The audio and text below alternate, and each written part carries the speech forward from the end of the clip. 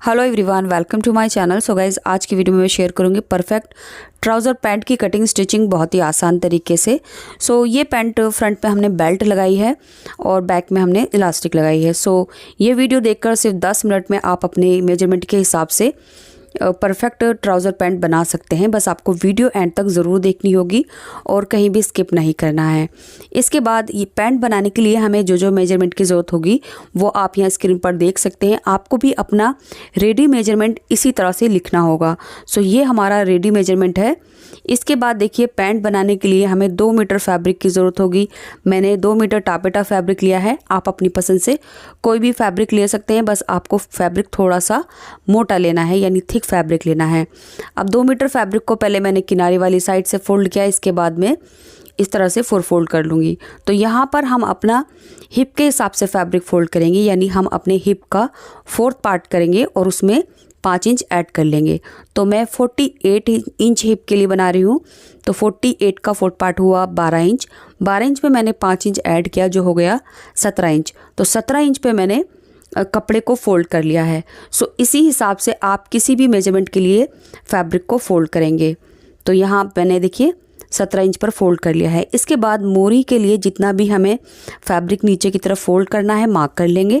तो मैं 2 इंच पर मार्क कर रही हूँ। आप 1, 1.5, 2 इंच जो भी चाहें उतना नीचे मार्जिन फोल्ड करने के लिए ले सकते हैं। तो सीधा मार्क कर लिया। अब इस मार्क के बाद ऊपर की तरफ हम अपने रेडी पैंट में आधा इंच कम मार्क करेंगे। मुझे 36 इंच रेडी चाहिए, तो मैं 35.5 इंच पर मार्क करूँगी। आधा इंच इसमें से भी सिल जाएगा, तो ये 35 इंच बचेगा और ऊपर हमारी 1 इंच की इलास्टिक आएगी। तो ये मार्क मैंने सीधा कर लिया है 35.5 इंच पर।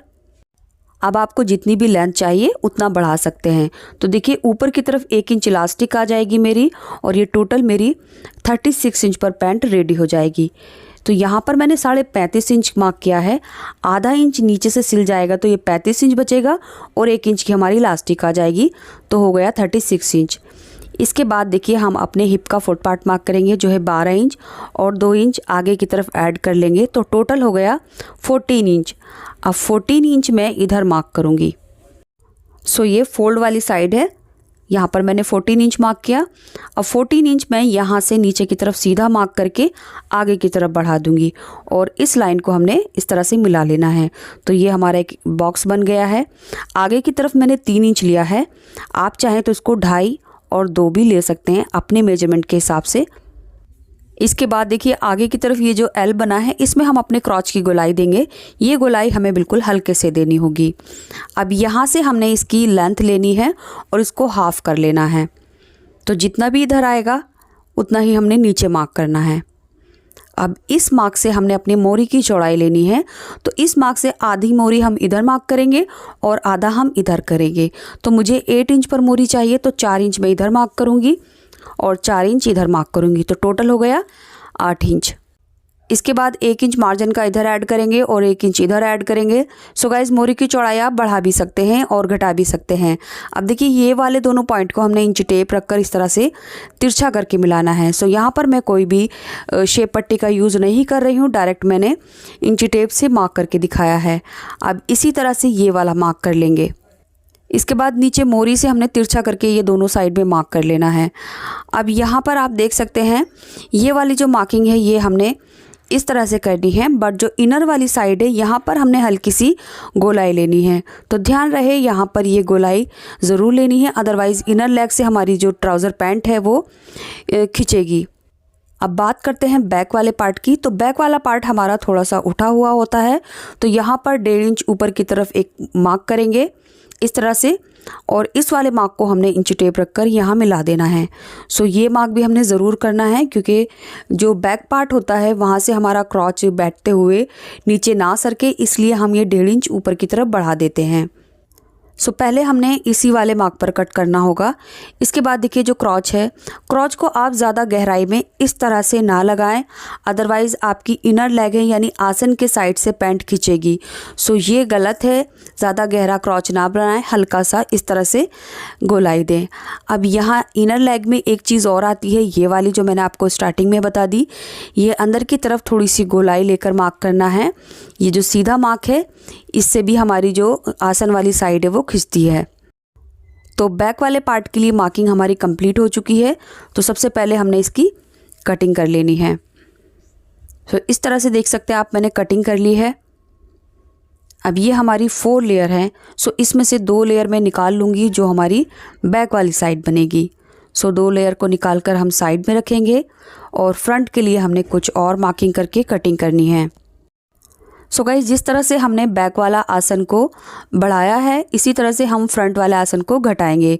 तो यहाँ से 1 इंच नीचे की तरफ डाउन मार्क करेंगे और इस वाले मार्क को हमने यहाँ पर मिलाना है।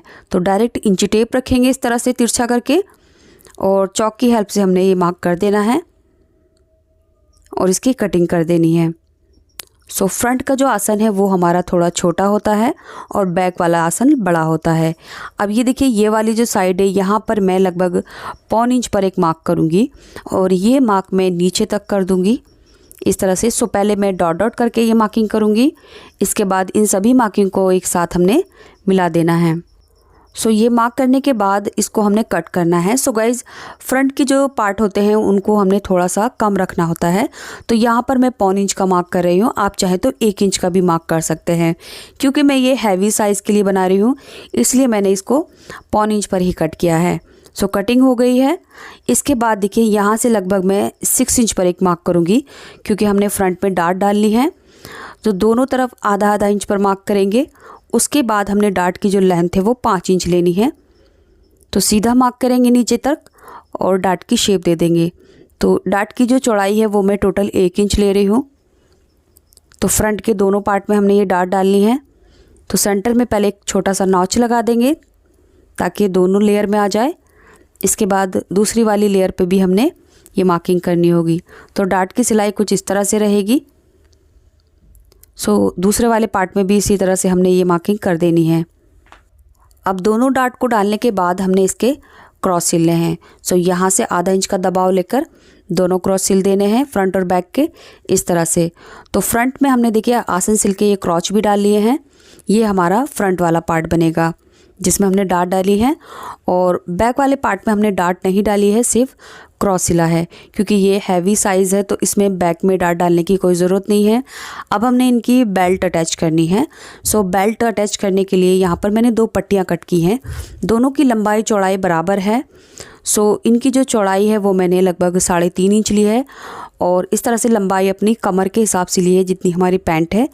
अब बेल्ट को मैं रॉन्ग साइड में रखकर आधा इंच की एक सिलाई लगाऊंगी क्योंकि ये आधा इंच का दबाव हमने इसमें एक्स्ट्रा लिया था। सो इस तरह से बैक साइड में जॉइंट करने के बाद इस पट्टी को फ्रंट में हमने इस तरह से फोल्ड करना होगा। इसके अंदर हमने यहाँ लगाने के लिए ये पेस्टिंग कैनवास ली है। इसकी चौड़ाई मैंने 1 इंच ली है क्योंकि इलास्टिक की चौड़ाई 1 इंच ही है। सो जितनी भी चौड़ाई इलास्टिक की होगी उतनी ही चौड़ी हमने कैनवास लेनी है। अब इस कैनवास को हमने इसके अंदर रखकर इस तरह से स्टिच कर देना है। आप चाहे तो इसको आयरन की हेल्प से भी सेट कर सकते हैं। तो यहाँ पर हमारी फ्रंट वाली जो बेल्ट है वो लग कर रेडी हो गई है। अब बैक वाले पार्ट में भी देखिए मैंने बिल्कुल इसी तरह से ये पट्टी जॉइन कर ली है। दोनों की राइट साइड हम अंदर की तरफ रखेंगे और रॉन्ग साइड बाहर की तरफ। बैक साइड में हमने इलास्टिक डालनी है तो उसके लिए मैंने इलास्टिक 1 इंच चौड़ी ली है और इलास्टिक की जो लंबाई है वो 14 इंच ली है। इलास्टिक की लंबाई हम अपनी कमर के हिसाब से लेंगे, जितना भी कमर का हाफ होगा उससे 2 इंच कम लेकर हमने इलास्टिक लगानी है। अब देखिए, इन दोनों पार्ट को हमने जो सिलाई वाला दबाव है वहाँ से बराबर मिलाकर इस तरह से बैक पट्टी में ये फोल्ड करना है और यहाँ पर ये इलास्टिक इस तरह से रखकर आधा इंच का दबाव लेकर सिलाई करनी है और ये सिलाई हम नीचे तक कर देंगे, यानी साइड की स्टिच लगा देंगे और इसी तरह से ये साइड भी हमने रेडी करनी है। सो इस तरह से देख सकते हैं आप, इलास्टिक को मैंने दोनों साइड से स्टिच कर दिया है। राइट साइड में टर्न करने के बाद ये इसके जो जॉइंट है वो अंडरग्राउंड हो जाएंगे इस तरह से। अब बैक वाले नेफे को भी हमने इलास्टिक की चौड़ाई के हिसाब से फोल्ड करना है। सो जितना एक्स्ट्रा फैब्रिक के अंदर की तरफ फोल्ड कर देंगे और यहाँ से इलास्टिक बचाते हुए किनारे पर एक सिलाई लगाएंगे। सो पूरे में हमने ये इसी तरह से स्टिच लगानी है। सो गाइज़, ये स्टिच करते हुए ध्यान रखना है जब हमने इलास्टिक लगानी है तो ये सिलाई हमने दोनों साइड में नीचे की तरफ करनी है। सो अब हमने बैक वाले नेफे को इस तरह से फोल्ड करके सिलाई लगा लेनी है। सो इस तरह से हमारा बैक वाला पार्ट भी रेडी हो जाएगा। ये देख सकते हैं आप, सेंटर में मैंने एक सिलाई लगा ली है ताकि इलास्टिक अंदर की तरफ फोल्ड ना हो। इसके बाद यहाँ पर भी मैंने सीधा करके एक पैर की सिलाई लगा दी है। सो ये हमारी साइड की सिलाई है और नीचे जितना एक्स्ट्रा हमने मोरी में फ़ोल्ड करने के लिए लिया था उसको भी फ़ोल्ड कर दिया है। अब बाद में हमने इसकी इनर लेग में फ़िटिंग लगानी है। सो यहाँ से बराबर मिलाकर रखेंगे और जितना भी हमने मार्जिन एक्स्ट्रा लिया था उसको कवर करते हुए इनर लेग में इस तरह से दोनों साइड में फ़िटिंग लगा लेनी है। तो ट्राउज़र हमारा बिल्कुल रेडी हो गया है। अब यहाँ आप देख सकते हैं इसकी जो लेंथ है वो 36 इंच पर रेडी हुई है। सो इस तरह से आप अपनी लेंथ के हिसाब से इसको रेडी कर सकते हैं। अब देखिए यहाँ आयरन कैसे करनी है वो मैं आपको दिखा देती हूँ। सो सबसे पहले ये देखिए बैक वाली साइड और ये फ्रंट वाली साइड है। यहाँ जो हमारी साइड की और इनर लेग की फ़िटिंग है उनको आमने सामने रखते हुए यहाँ पर इस तरह से हमने आयरन करनी है। सो जब हम इस तरह से आयरन करते हैं तो हमारे पैंट की जो फिटिंग है पहनने के बाद परफेक्ट आती है और जो उसका लुक है वो भी अच्छा हो जाता है। तो लीजिए आयरन करने के बाद ये हमारी पैंट बिल्कुल रेडी हो गई है। सो बस ये हमारी सिंपल ट्राउज़र पैंट है जिसको आप घर पर बना सकते हैं किसी भी साइज़ के साथ। ये मैंने हैवी साइज़ के लिए बनाया है, 48 इंच हिप के लिए, तो उनके लिए बिल्कुल परफेक्ट आएगा। अब आप अपनी साइज़ के हिसाब से लंबाई और चौड़ाई ले सकते हैं। मोरी की फ़िटिंग आप अपने हिसाब से कम ज़्यादा ले सकते हैं। उम्मीद करती हूँ आपको ये वीडियो पसंद आई है। वीडियो में कोई ऐसी बात जो आपको समझ नहीं आई या मैं आपको समझा नहीं पाई हूँ तो आप मुझे कमेंट बॉक्स में कमेंट करके पूछ सकते हैं, मैं ज़रूर रिप्लाई करूँगी।